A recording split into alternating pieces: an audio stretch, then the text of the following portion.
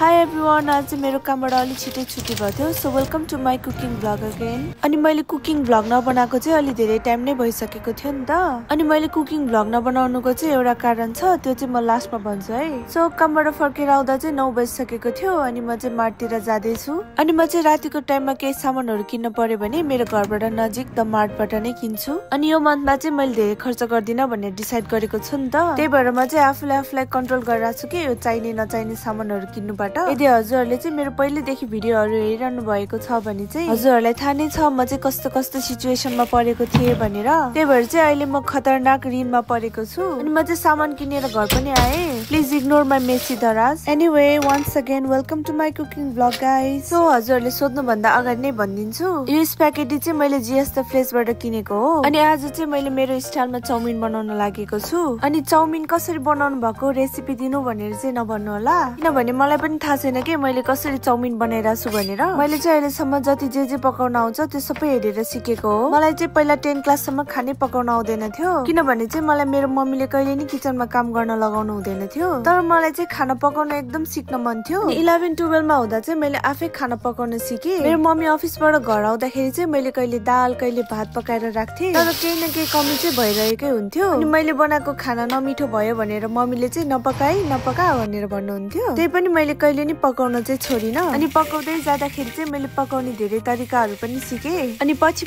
चाहिँ घरमा चाहिँ जहिले पनि तरकारी चाहिँ मैले नै बनाउँथेँ। अनि सबैलाई मैले पकाएको चाहिँ मिठो लाग्थ्यो भनेर नि भन्नुहुन्थ्यो। यो पकाउने कुरा गर्दा गर्दै मलाई चाहिँ मम्मीले भुट्नु भएको तरुल र बाबाले पकाउनु भएको सिङ्गडा आलुको याद आयो। अनि हजुरहरूले सागपात खानुहुन्छ कि नै? मेरो फेभरेट साग चाहिँ न्युरोको साग हो। अनि म कोरिया आइसकेपछि चाहिँ न्युरोको साग कति खोजे तर कतै पनि भेटाइन। हजुरहरूको एरियातिर चाहिँ न्युरोको साग पाउँछ भने प्लिज डेलिभर गरिदिनु न, हजुरलाई धर्मै हुन्छ कि। सो मेरो चाहिँ चाउमिन पनि पाक्यो। चाउमिन खानुभन्दा अगाडि चाहिँ मैले आफ्नो सुकेको लुगा पटाएँ। अनि म चाहिँ नयाँ टिकटक अकाउन्ट खोलौँ कि भनेर सोच्दैछु। मेरो यो टिकटक अकाउन्टको रिजन चाहिँ नेपालको छ अनि चेन्ज गर्नै मिलिरहेको छैन कि। त्यही भएर चाहिँ मैले मेरो आइडी पनि मोनिटाइज गर्न पाइरहेको छुइनँ। तर फेरि हजुरहरू सबैजनाले चाहिँ यही अकाउन्टमा माया दिइरहनु भएको छ नि त। अर्को अकाउन्ट खोलेर त्यसमा भ्लग हाल्न थाल्यो भने चाहिँ अलिकति अनफेयर हुन्छ जस्तो लाग्यो कि मलाई। त्यही भएर चाहिँ मैले यो कुरा हजुरहरू सबैजनालाई सेयर गरेको। के गर्दाखेरि चाहिँ ठिक हुन्छ होला हजुरहरूले मलाई सजेस्ट गर्नु है। अनि अघि मैले कुकिङ भ्लग नबनाउनुको कारण भन्छु भनेको थिएँ नि है। रिजन चाहिँ मेरो क्यामेराम्यान हो, आई मिन मेरो ट्राइपोड। मेरो चाहिँ ट्राइपोड भाँच्यो। ट्राइपोडको चाहिँ मोबाइल राख्ने ठाउँ मात्र भाँचेको हो, बाँकी चाहिँ सबै जिउँदैछ। त्यही भएर चाहिँ अहिले म यो सानो ट्राइपोड युज गर्दैछु। नयाँ ट्राइपोड किनेपछि चाहिँ कुकिङ भ्लग राम्रो बनाउँछ है त। By by.